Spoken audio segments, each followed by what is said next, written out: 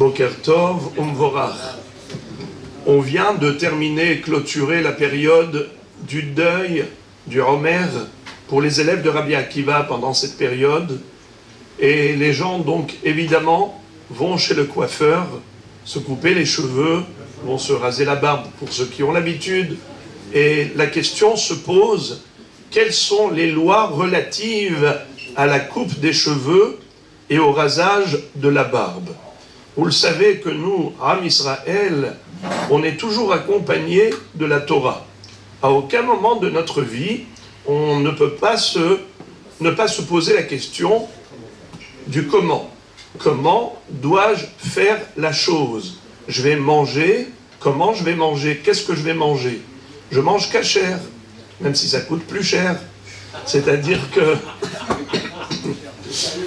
que noblesse oblige. Nous avons une vie princière, nous sommes les enfants d'Akadosh Baruch Hu, le roi des rois, et de ce fait, on se doit de se poser la question toujours du comment faire.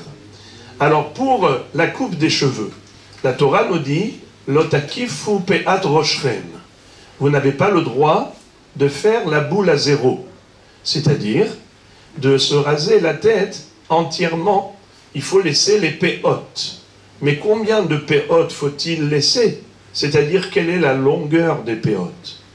Entre parenthèses, quand vous vous posez la question, pourquoi les chassidim ont de longues péotes?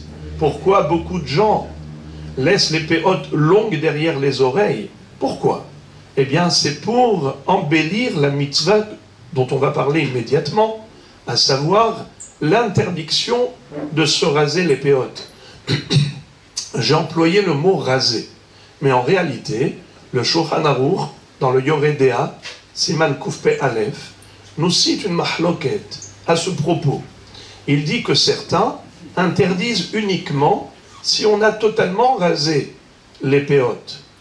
Mais d'autres disent que non, c'est interdit de raser les coins de la tête, c'est-à-dire toute cette partie-là, qui est au niveau de la tempe, depuis la hauteur des oreilles jusqu'au coin du front, tout cela est concerné par l'interdiction de l'otakifu. Et c'est quoi cette interdiction? Eh bien, si on coupe les cheveux à tel point qu'on ne puisse pas plier le cheveu, il faut laisser un minimum de longueur. Quelle est cette longueur? De quoi pouvoir plier le cheveu, ramener le sommet, la pointe, l'extrémité, à la racine. Si on est capable de plier le cheveu, alors la longueur est cachère. C'est combien en millimètres? Certains disent 5 mm, d'autres disent que même 3 mm suffirait. En tout cas, ceux qui veulent être mahmir, il vaut mieux laisser 5 mm plutôt que 3. Le Shulchan Aruch a cité deux opinions, et il dit qu'il faut tenir compte de l'opinion qui est stricte. C'est-à-dire que raser à la lame, c'est évident que c'est interdit, mais même couper avec des cheveux ou une tondeuse à tel point qu'on ne puisse pas plier le cheveu, eh bien même cela est interdit. Donc il faut laisser une longueur suffisante de 5 mm, c'est-à-dire un demi-centimètre. Voilà pour ce qui est des cheveux. Si maintenant on va chez un coiffeur goy, et que le coiffeur goy fait la boule à zéro, et on va dire ce n'est pas moi, c'est lui le coiffeur goy, ce n'est pas moi. Est-ce que le juif qui se fait couper les cheveux est frappé d'interdiction par rapport à ce que fait le goy avec sa tête?